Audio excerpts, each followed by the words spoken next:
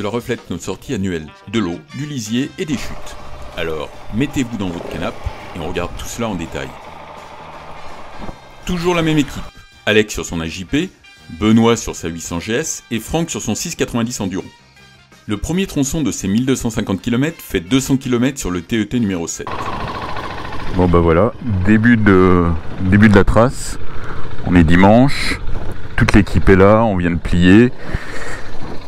Là, le camping, c'était humide hein, puisqu'il a plu pendant toute la semaine, donc tout était trempé. On nous a donné l'espace le plus sec, mais bon, c'était un bourbier. Bon, de toute façon, il fait beau pour une fois, et on va débuter cette trace qui va nous mener, qui débute à partir de Montluçon. Voilà.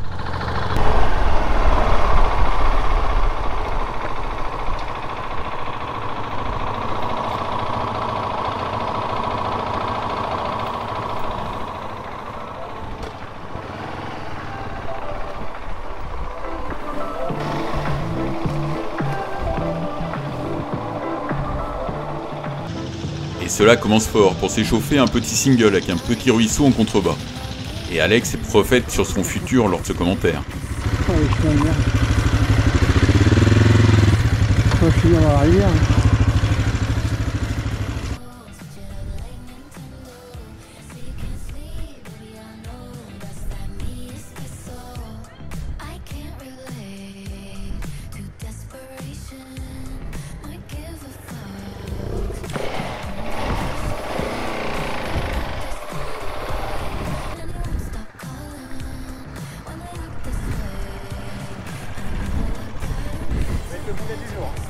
Non mais moi j'ai fait pareil hein. En fait je me suis pris dans une racine là, je me suis arrêté. Faut que tu redescendes. Non, faut que tu redescendes. Allez vas-y, là maintenant.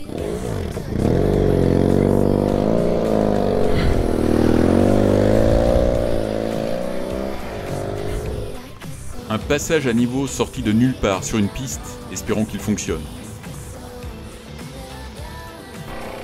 Les conditions que nous aurons toute la semaine, une terre gorgée d'eau, avec des bourbiers, parfois masqués par des herbes hautes.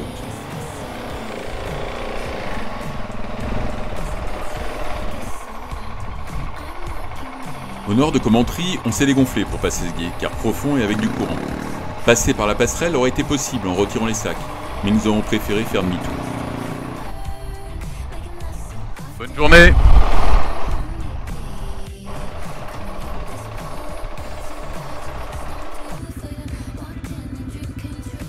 Tout est en cru.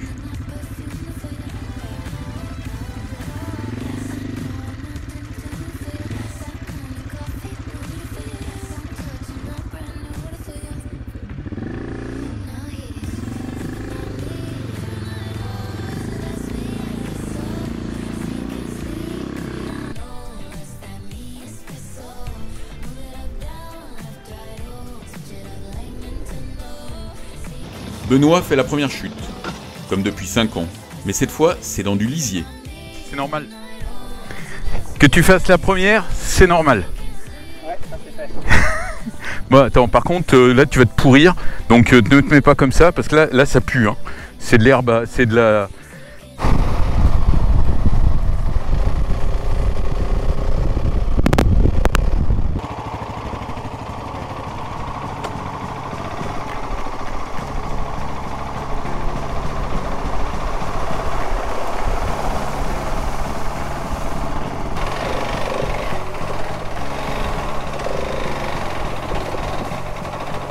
Les herbes hautes empêchent de voir le chemin et viennent colmater les radiateurs.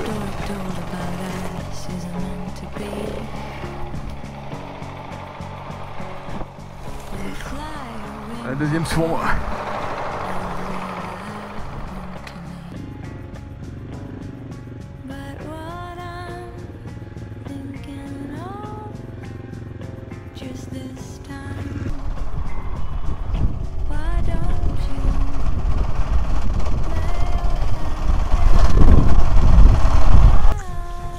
Alors ce matin, vous avez trouvé ça comment? Un peu gras.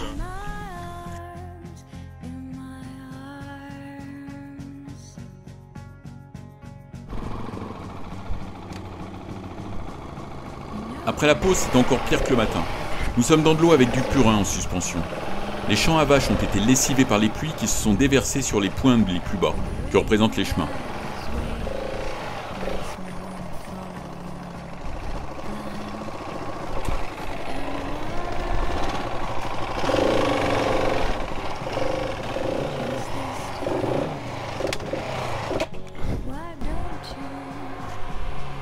Il faut me la soulever, j'ai une branche, faut pas bien passer par là.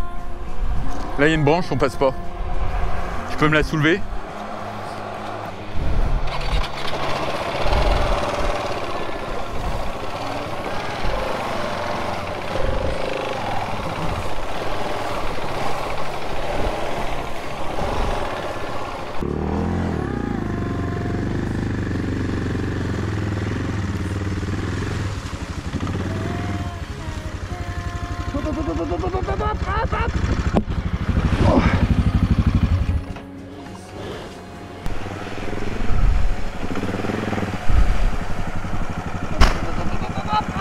Non, non. Ah non. Chaque arrêt est un calvaire olfactif, mais sans les moustiques. C'est surtout l'occasion de retirer les herbes qui s'amassent dans les radiateurs, faisant chauffer la moto. Les sacs sont couverts de lisier.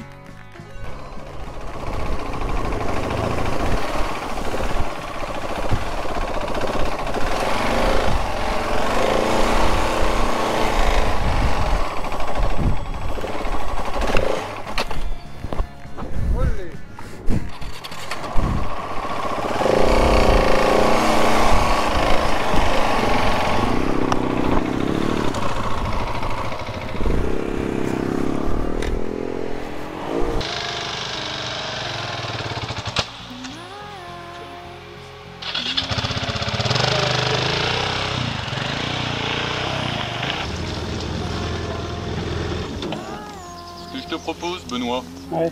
ce que je vous propose, c'est de couper, parce que si c'est comme ça tout le long, Ouais, on aura du mal à faire toute la trace. Hein. ouais, puis surtout, c'est pas agréable. Voilà, puis on ne fera pas tout le tour parce qu'on n'aura plus d'embrayage. Ouais, c'est ça.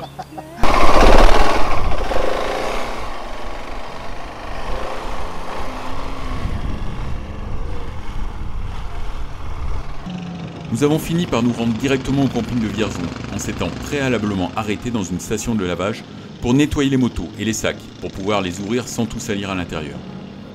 Sur ce deuxième jour, 197 km entre Vierzon et Tours sur le TET numéro 7.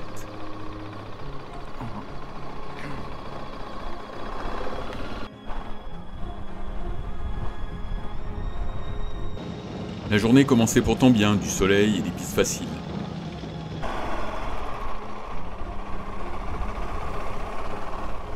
Un château dont j'ignore le nom, mais qui m'a fait penser à Moulinsart dans Tintin. Bon bah là, c'est mort. Hein. On va pas s'amuser à faire ça. On n'est pas sûr. Tout le champ est inondé. On n'est pas sûr de la profondeur. Donc on va pas s'amuser à essayer à perdre les motos bêtement.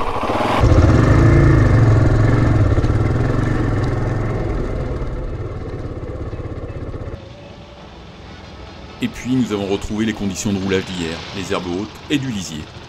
Le petit pas du patineur avec le pied gauche sur des kilomètres est exténuant.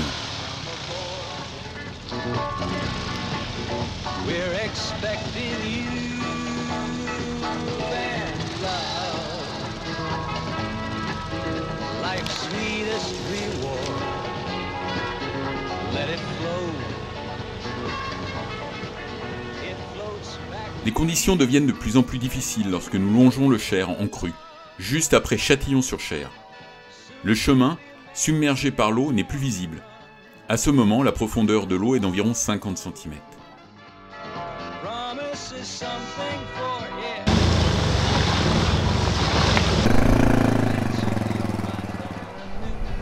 Et là, c'est le drame, le Titanic sur deux roues.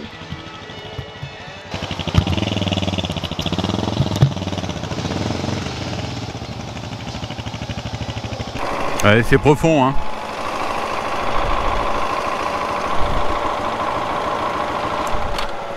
C'est vachement profond, hein.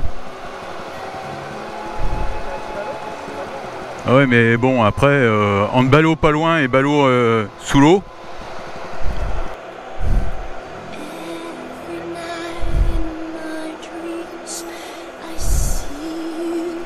Après, il y a un affluent, c'est encore plus profond.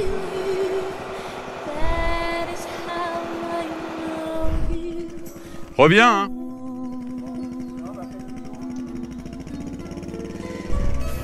Regarde où elle descend, la moto. Putain, on va faire... Bah non, c'est pas top, on te le dit.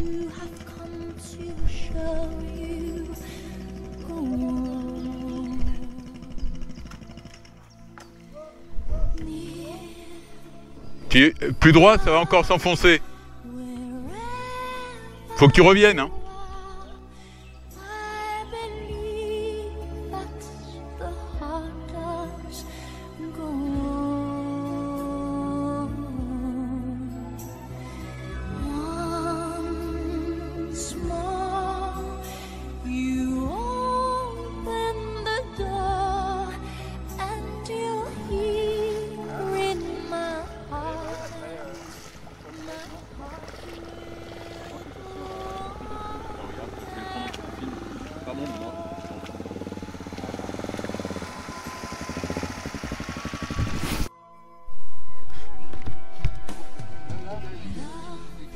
Demi-tour et une fois sur un chemin au sec, les frères Jacques font leur tour de la moto. Une voiture avec 2 femmes à bord a fait demi-tour en voyant Alex et Benoît en sous-vêtements.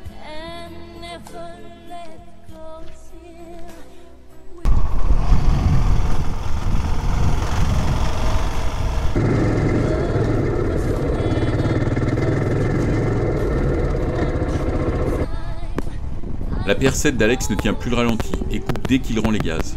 L'eau a dû s'infiltrer quelque part, mais où? Moi, elle arrête pas de caler. Tout le temps. À Franqueuil, Benoît connaît une piste qui permet d'entrevoir le château de Chenonceau qui enjambe le Cher. Le soir, vidé et surtout mouillé pour Alex et Benoît, nous prenons une tente suisse. Cela permet à Alex de démonter son AJP pour sécher les contacts et essayer de trouver la cause de ces coupures moteurs. Et donc ce soir, ça sera 4 étoiles avec une chambre, avec 2 lits et un grand lit, la cuisine, tout, le frigo, donc nickel.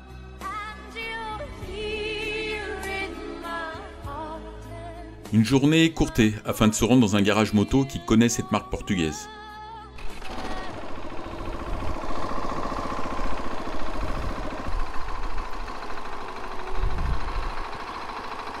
Nous passons devant le moulin sans aile de Bléré pour nous rendre à Esvres. Le garage ne paye pas de mine, mais c'est un véritable spécialiste des enduros et il connaît parfaitement la PR7 avec des contacts directs avec l'importateur. C'est une véritable chance car le modèle n'est pas très diffusé. Bon, il y a des impuretés dans le corps d'injection, donc il faut démonter pour les retirer et comme ça on espère que la moto ne ratatouillera pas et s'arrêtera pas au ralenti. T'as une clé plate de 10?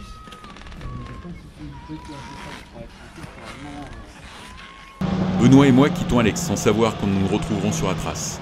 Le moteur a besoin d'être entièrement démonté car le nettoyage du corps d'injection ne résout pas le problème. Le village de l'île Bouchard et ses abris troglodytes sont assez dépaysants. Le château de Tonneuil qui domine l'île Bouchard. Ce château néo-gothique fut construit en 1886 par le directeur du Crédit Foncier et Nana Mouskouri en a été la propriétaire.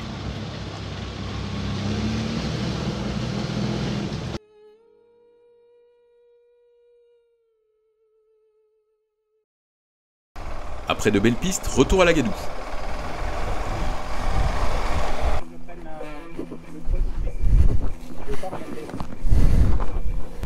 Sur cette combe, un paysage digne d'un Monet, avec en face un champ ocre qui, avec la lumière, semblait irréel.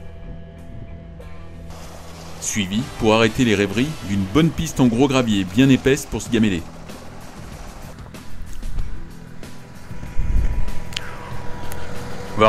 On va s'arrêter 5 minutes pour reprendre un peu de force, d'accord? Après Marigny-Marmande, la piste suit sur une courte distance l'A10 à contresens des camions. Le dernier single nous permet de retrouver la civilisation et le camping de Châtellerault.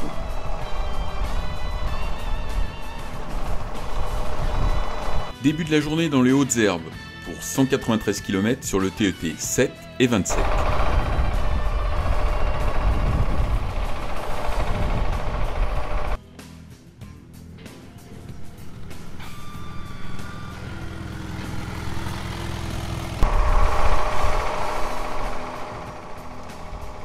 Arrêt Comemo à la mairie de Saint-Benoît où Benoît s'est marié il y a quelques années, puis retour aux choses sérieuses avec ce single détrempé.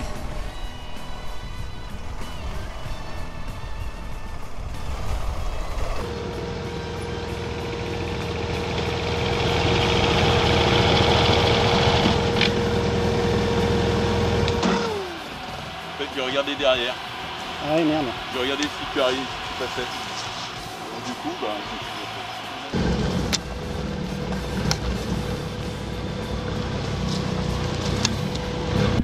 Après petite pause déjeuner, départ. Putain, ça a bien roulé, on a fait une centaine de kilomètres sur le TET. Et là on va faire les 100 km qui nous restent pour pouvoir arriver.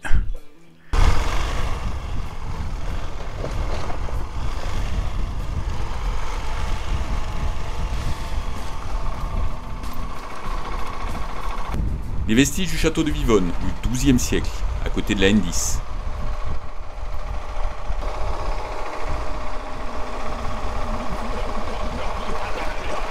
Et puis, en fin de ce single étroit, tracé pour une enduro, il y a eu cette descente de la mort, avec des motos beaucoup trop larges. Nous avons coupé les moteurs pour descendre uniquement au frein, et, première, au cas où il aurait fallu stopper la moto.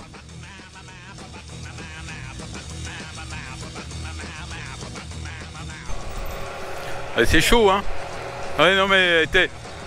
Eh, Benoît, vas-y pépère, hein.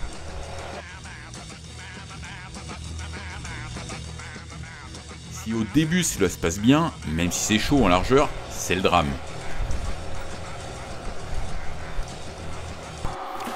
Là, ça va pas être simple. Après avoir tiré, poussé et enfin ripé la moto, il a fallu une trentaine de minutes pour la sortir du fossé.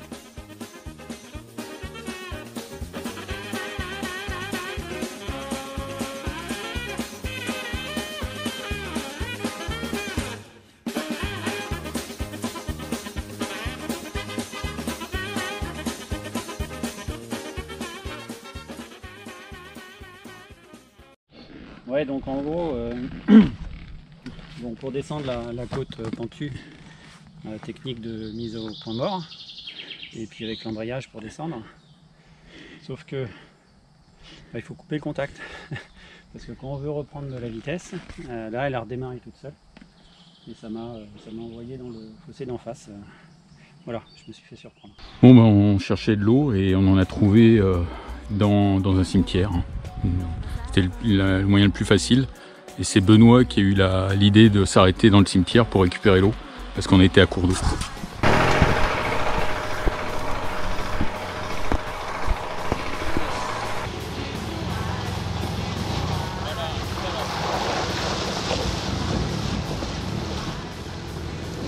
Benoît a bûcheronné avec cette branche qui est venue s'encastrer dans son sabot, s'arrêtant dans le bloc moteur.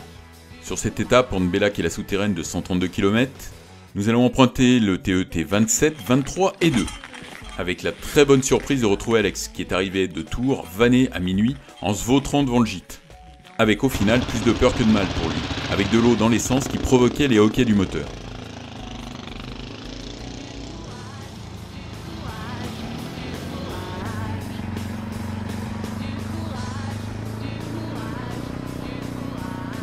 Et ce matin, comme d'ailleurs tous les matins de la semaine, cela commence comme d'habitude toujours fort, après Mortemar, la bien nommée, par un beau single en pente raide bien glissant.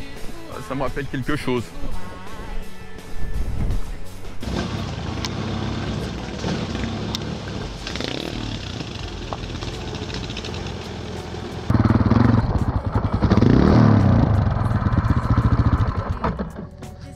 Alex s'est encastré dans une clôture en barbelé avec son AJP, qui est retenu par les fils métalliques, qui sont passés sous la bulle. J'ai vu. Mais la montée n'est pas finie et les chutes s'enchaînent. Et Benoît, on l'a perdu.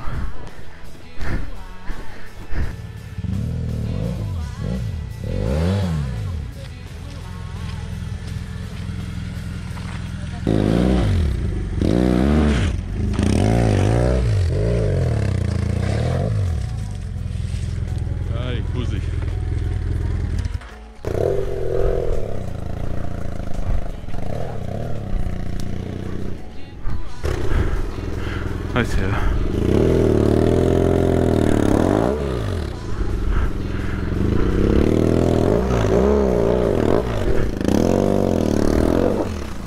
Non, non, non, non, non, non. Oh putain. S'ensuit un dialogue à la de hausse sur les pointillés, avec une pointe d'humour de Benoît que je ne relève pas sur le moment, car fatigué par l'effort. Ce que je te propose, c'est qu'on évite les monotraces pendant quelques minutes après. Mais comment tu souhaites? Bah on va prendre la route surtout. Tu vois les petits pointillés comme ça? Ben moi c'est pointillés comme ça, c'est pointillés normaux. Ouais. Ouais. C'est pas normal. Moi c'est normaux donc mais après on peut prendre la route et puis couper hein. Moi ça me va hein.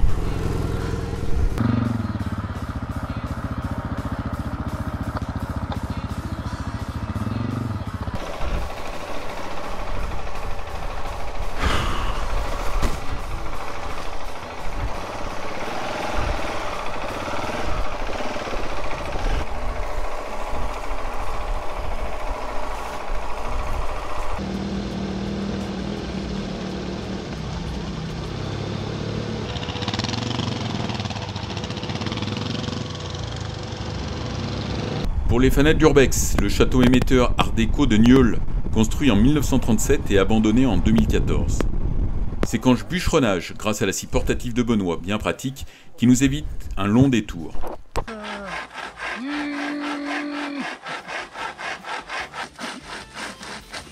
Tu vois? De toute façon belle.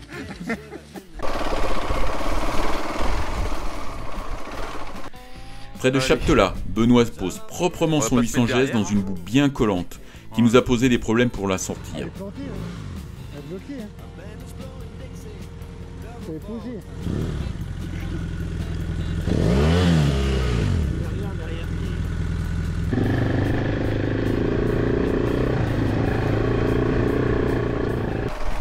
Bon, après il y a des chemins un peu plus sympas. Il n'y a pas que des chemins avec de la boue. Il y a aussi ceux-là. Là, ça c'est sympa. Il est large. Et il glisse pas. Et il est en forêt. Il fait frais. Il pleut pas. Donc là c'est vraiment des super conditions. Et on voit qu'il y a des motos qui sont passées avant nous parce qu'il y a des crampons. Des traces de crampons. Donc c'est bien.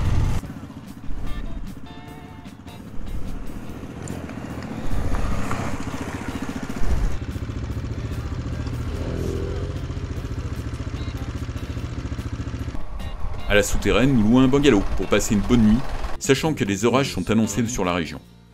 Où nous avons loué un logement pour pas remettre les tentes parce que c'est fatigant, parce que le matin ça nous prend du temps et donc c'est parfait.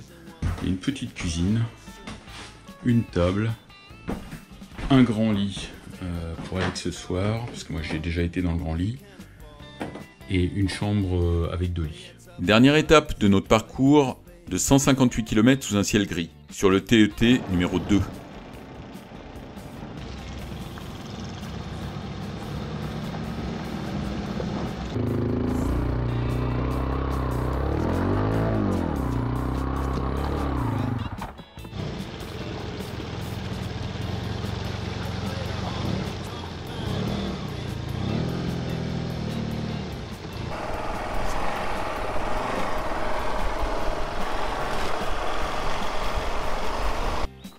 Un dernier bûcheronnage pour monter cette pente qui m'a posé des soucis, qui sont dus à la fatigue.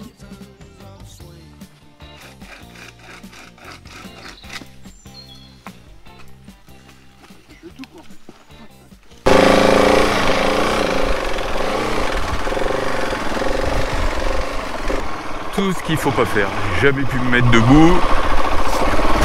C'était mauvais.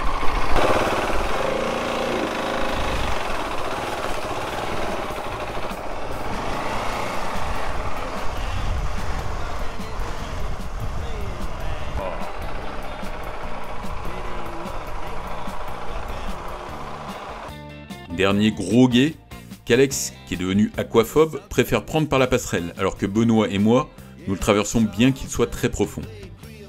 Je pense sincèrement qu'il était plus dangereux de passer par la passerelle étroite et glissante.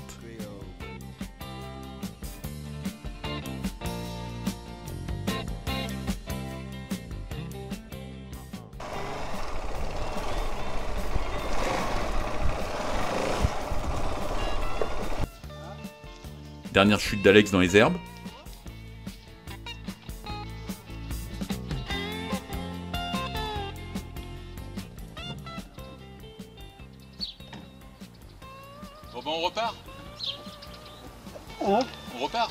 Ouais, mais... Non, je plaisante. Ça sent bon, hein. Ouais, ça sent vachement bon.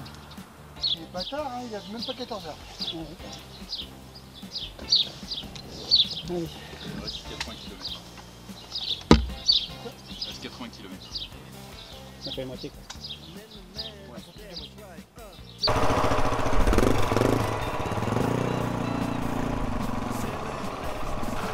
Ah non, c'est celle-ci la dernière.